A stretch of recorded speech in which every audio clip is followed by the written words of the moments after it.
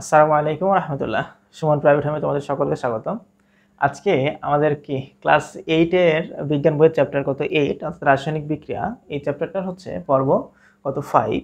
এই 5 নম্বর পর্বে আমরা আলোচনা করব যোজনী ব্যবহার করে কেমন করে আণবিক সংকেত লেখা যায়।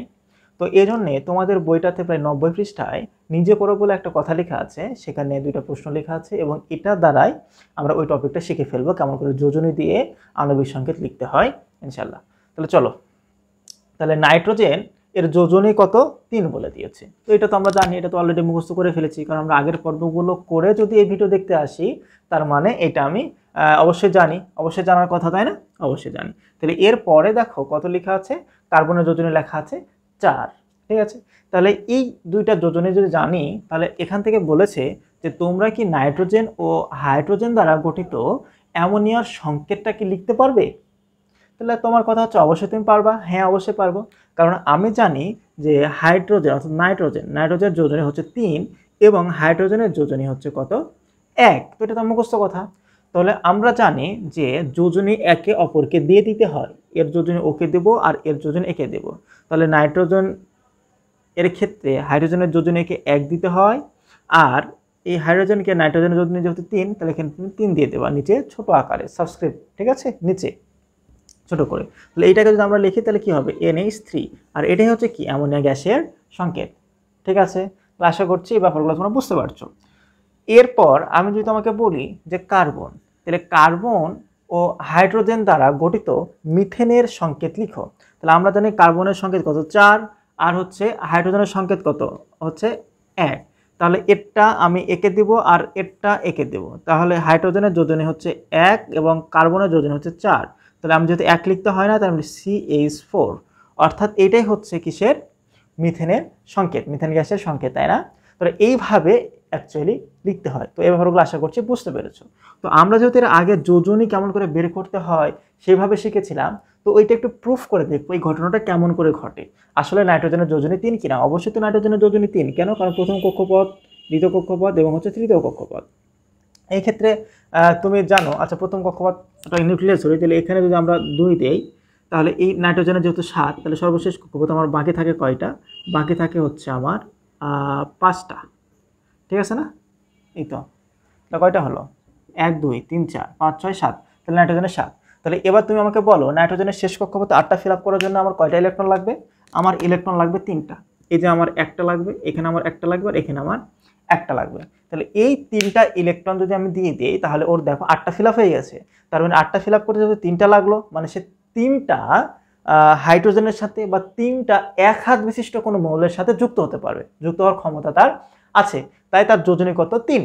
ঠিক একইভাবে আমি যদি হাইড্রোজেনের কথা বলি, তাহলে হাইড্রোজেনও একটু দেখো, এর নিউক্লিয়াস এবং প্রথম কক্ষপথ, এটি শেষ কক্ষপথ একটা, তাহলে ওরও আর একটা ইলেকট্রন দরকার। তাহলে একটা ইলেকট্রন যদি দরকার, তাহলে যদি আমি ওকে দিয়ে দিই সাপোজ মনে করো, তাহলে ওর যোজনী হলো 1 আর এর যোজনী হলো 3।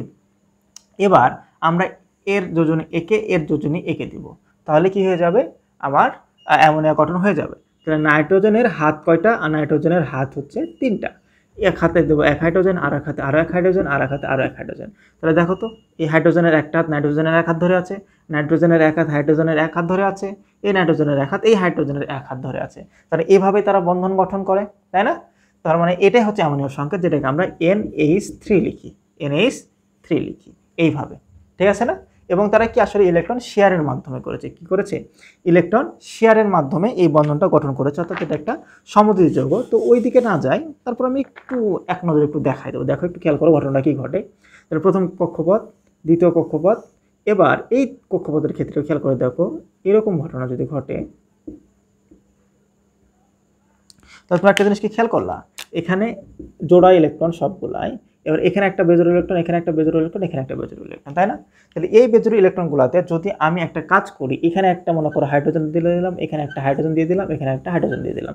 হাইড্রোজেনের যেহেতু একটাই কক্ষপথ, তার মানে কেন্দ্রে থাকবে নিউক্লিয়াস, কেন্দ্রে থাকবে নিউক্লিয়াস, কেন্দ্রে থাকবে নিউক্লিয়াস। তাহলে একটা জিনিস তুমি খেয়াল করে দেখো, এই জায়গাতে আমি হাইড্রোজেনের একটা ইলেকট্রন দিয়ে দিলাম, এই হাইড্রোজেনের একটা ইলেকট্রন দিলাম, এই হাইড্রোজেনের একটা ইলেকট্রন, এবং এই নাইট্রোজেনের এই ইলেকট্রনগুলো ছিল, এই যে নাইট্রোজেন ইলেকট্রন এখানে ছিল, এই যে ছিল। তো এইভাবে তারা বন্ধন গঠন করেছে। অর্থাৎ একটু খেয়াল করে দেখো, এই হাইড্রোজেনের ক্ষেত্রে তুমি যদি এবার গুনতে থাকো, দেখো হাইড্রোজেনের জন্য 1 2, তাহলে হাইড্রোজেনের একটা কক্ষপথ এবং দুইটা আছে, তার মানে সে খুশি। এরপর এরও ক্ষেত্রে দেখো, এও খুশি, এও নিষ্ক্রিয়, এরও দুইটা ফিল আপ আছে, এও খুশি, এও নিষ্ক্রিয়। এবার তুমি যদি নাইট্রোজেনের ক্ষেত্রে তুমি এবার গণনা করতে থাকবে যে 1 2, এই যে 3 4, এই যে 5 6, এই যে 7 8, 8টা ফিল আপ হয়ে গেছে না, মানে নাইট্রোজেনের খুশি, মানে এখানে ইলেকট্রন কি ঘটেছে, শেয়ার ঘটেছে একে অপরের সাথে। মানে এই যে দেখো একটা হাইড্রোজেন, এটা একটা হাইড্রোজেন, এটা একটা হাইড্রোজেন, আর এটা হচ্ছে নাইট্রোজেন, এই তিনটা মিলে হয়েছে NH3। এভাবেই তো অ্যাকচুয়ালি বন্ধন গঠন হয়, তাই না? তাহলে আশা করছি এই ভিতরের গল্পটা একটু হলেও বুঝলা। তাহলে এত কিছু তো বোঝার দরকার নাই ক্লাস 8 এর জন্য, তোমার জন্য তুমি শুধু এই অংশটুকু বুঝলেই হবে। তারপরে একটু যে মনের তৃষ্ণা থাকে না, মনে ক্ষুধা থাকে না, এটা কেমন করে ঘটে, কেমন করে ঘটে, এই যে কথাগুলো একটু বলে দিলাম, তখন তোমাদের মাথার মধ্যে একটু চিন্তা করা, মানে চিন্তা একটু তৈরি হলো, তাই না? যে একটুভাবে চিন্তা করতে হয়, এই চিন্তাটা মাথার মধ্যে আসলো। কারণ এবার তোমরা একটু বই খাতাপত্র উল্টা বা ঘাটবা, অ্যাকচুয়ালি কীভাবে হয়, প্রয়োজন একটু 9-এর বইটা বের করো, কোথাও থেকে জোগাড় করো, কোনো বড় ভাইয়ের থেকে নাও, যারা এবার পরীক্ষা দিয়ে দিয়েছে তাদের থেকে একটু সংগ্রহ করো। তারপরে যে আয়নিক বন্ধন কি, সামঞ্জস্য বন্ধন কি, এগুলো একটু পড়াশোনা শুরু করে দাও। বা একটু এই যে ফোনেই তো তুমি ভিডিওটা দেখছো, তাই না? তাহলে একটু ইউটিউব থেকেই দেখে ফেলো। মানে এই যে জ্ঞানের তৃষ্ণা না থাকলে তো জ্ঞান অন্বেষণ হবে না, তৃষ্ণা থাকতে হবে। আশা করছি ব্যাপারটা একটু বুঝেছো, এবং আরও ভালো সুন্দর মতো বুঝতে হলে আয়নিক বন্ধন কি, সামঞ্জস্য বন্ধন কি, এই ব্যাপারগুলো জানতে পারো। আরও সহজ করে বললে একটু দেখা যাচ্ছে যে 10-এর পুরাতন যে বই ছিল, সেই বইয়ের 5 নম্বর চ্যাপ্টারটা, রাসায়নিক বন্ধন নামে চ্যাপ্টার আছে, ওই চ্যাপ্টারটা একটু ভালো করে পড়তে পারো, তাহলে দেখবা যে এগুলোর অ্যান্সার তুমি অটোমেটিক পেয়ে যাচ্ছ। তাহলে আশা করছি এই ব্যাপারগুলো একটু বুঝলা। আচ্ছা, যদি বুঝে থাকো তাহলে অনেক ভালো, অনেক ধন্যবাদ।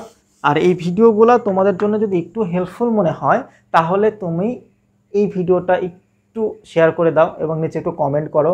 যদি ভালো লাগে তাহলে একটু লেখো যে ভালো লেগেছে, হ্যাঁ ভিডিওটা সুন্দর হয়েছে, এই টাইপের কিছু লেখো, গুড লেখো। এরপরে যদি তোমাদের মনে হয় যে তোমার কোনো বন্ধুর এই ভিডিওটা কাজে আসতে পারবে, তাহলে একটু শেয়ার করে দাও। আর সাবস্ক্রাইব যদি করে না থাকো, একটু সাবস্ক্রাইবটা করে দাও।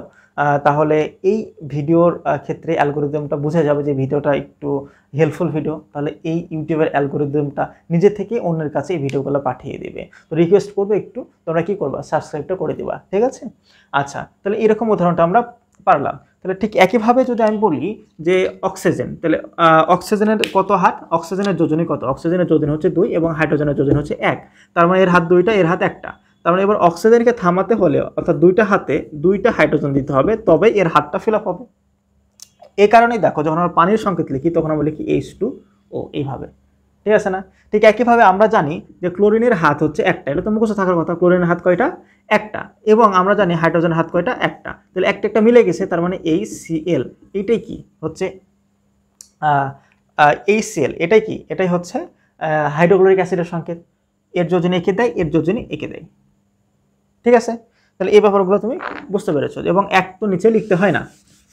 এরপর আরও যদি আমি বলি, ধরো সোডিয়াম, তাহলে সোডিয়ামের যোজনী 1, ক্লোরিনের যোজনী 1, ঠিক আছে না? ক্লোরিনের যোজনী কত, 1, তাহলে এর যোজনী এঁকে দাও, এর যোজনী এঁকে দাও। তাহলে দেখো এই যে সোডিয়াম, এই যে ক্লোরিন, তাহলে 1 1 তো দিতে হয় না, তাহলে দেওয়ার কোনো প্রয়োজন নাই, তাহলে সোডিয়াম ক্লোরাইড হয়ে গেল। এর মানে হলো এর যোজনী আমি এঁকে দিলাম, এর যোজনী এঁকে দিলাম, মানে এই হাত এরও একটা এবং এরও হাত একটা, মানে এইভাবে বন্ধন গ্রহণ করেছি। তো এই বন্ধনটা না দিয়ে আমরা সাধারণত এইভাবে লিখি, তাই না? সাধারণত আমরা এভাবে লিখি। তাহলে এবার চলো আর একটা আমি উদাহরণ দিই। ধরো কার্বন, যে উদাহরণটা আমি এর আগের ভিডিওতে দিয়েছিলাম, মানে হচ্ছে যোজন এবং যোজ্যতা যে ভিডিওটা পড়িয়েছিলাম, মানে আগের ভিডিওটা প্রায় আধা ঘন্টার ভিডিও ওখানে। তারপর আমি এখানে একটু বলছি, এটা ধরো 4 এবং অক্সিজেনের কত, 2। তাহলে এই ঘটনার ক্ষেত্রে তুমি কি করবা, এরটা এঁকে দেবা, এরটা এঁকে দেবা। তাহলে কার্বনের কত হলো 4, অক্সিজেনের কত হলো, কার্বনের কত হবে, কার্বনের হবে 2 এবং এরটা এঁকে দিলে হবে 4। তাহলে এবার এটাই কি কোনো সংকেত হতে পারে? সংকেত কিন্তু এরকম হতে পারে না। এবার আমি যদি বলি এর তো পরিবর্তনশীল যোজনী আছে, তাহলে পরিবর্তনশীল যোজনের ক্ষেত্রে তুমি যদি চিন্তা করো যে কার্বনের ধরো 2 এবং অক্সিজেনের ধরো 2, তাহলে তো হয়ে গেল। তাহলে এই ক্ষেত্রে কার্বনেরটা অক্সিজেনকে দাও, অক্সিজেনেরটা কার্বনকে দাও, তাহলে এখানেও দাও 2, এখানে দাও 2, তাহলে এগুলো কি কোনো সংকেত হলো? এগুলো কিন্তু কোনো সংকেত হলো না। এরকম ঘটনা ক্ষেত্রে, এরকম ক্ষেত্রে তুমি কি করে বুঝবা, যখন এই দুইটা নাম্বার, এই দুইটা যোজনী একটা সংখ্যা দ্বারা ভাগ যাবে, একই সংখ্যা দিয়ে দুজনকে ভাগ যেতে হবে, যদি যায় তাহলে তুমি ভাগ দিবা। তাহলে এখানে সাপোজ ধরো তুমি ভাগ দিলা 2 দ্বারা, এখানেও যাবে 2 দ্বারা, ঠিক একইভাবে দেখো এখানেও 2 দ্বারা ভাগ যাবে, এখানেও 2 দ্বারা ভাগ যাবে। তাহলে কাটাকাটি করলে 1 হয়, কাটাকাটি করলে 1 হয়, এখানে কাটলে 1 হয়, এখানে কাটলে 2 হয়। তাহলে এখানে দেখো কার্বনের নিচে 1, এখানে 2, তাহলে 1 তো লিখতে হয় না, তাহলে এখানে আমরা লিখি এইভাবে। ঠিক একইভাবে এখানেও 1, এখানেও 1, তাহলে এইভাবে এইভাবে যদি এক লিখতে হয় না, তাহলে কার্বন মনোঅক্সাইড মানে CO, ঠিক আছে না? তার মানে এটাকে আমরা বলি কার্বন ডাইঅক্সাইড আর এটাকে আমরা কি বলি কার্বন মনোঅক্সাইড, তাই না? তাহলে আশা করছি যে কেমন করে যোজনী ব্যবহার করে আণবিক সংকেত লিখতে হয় এই ব্যাপারে মনে হয় কোনো প্রবলেম থাকার কথা না। তাহলে এখান থেকে এই বেসিকগুলো যদি ক্লিয়ার হয়ে যায় তাহলে তোমাদের 9-10-এ গিয়ে আর কোনো প্রবলেম থাকবে না। আর 9-10-এ এই টপিকগুলো আছেই এবং তোমাকে পড়তে হবে, লিখতে হবে। তার মানে নেক্সট যদি ভালো করতে চাও অবশ্যই তোমাকে কি করতে হবে, এই টপিকগুলো একদম ক্লিয়ার থাকতে হবে, ঠিক আছে? আচ্ছা ঠিক আছে, তাহলে আজকে এই পর্যন্তই। তাহলে দেখা হচ্ছে আমাদের নেক্সট পর্ব হচ্ছে পর্ব 6, যেখানে আমরা আলোচনা করব যৌগমূলক নিয়ে ইনশাল্লাহ। কি নিয়ে আলোচনা করব? যৌগমূলক নিয়ে ইনশাল্লাহ। ওকে, সে পর্ব দেখার আমন্ত্রণ জানিয়ে আমি এখানে শেষ করছি। তোমরা সবাই ভালো থাকো, সুস্থ থাকো। আসসালামু আলাইকুম ওয়া রাহমাতুল্লাহ।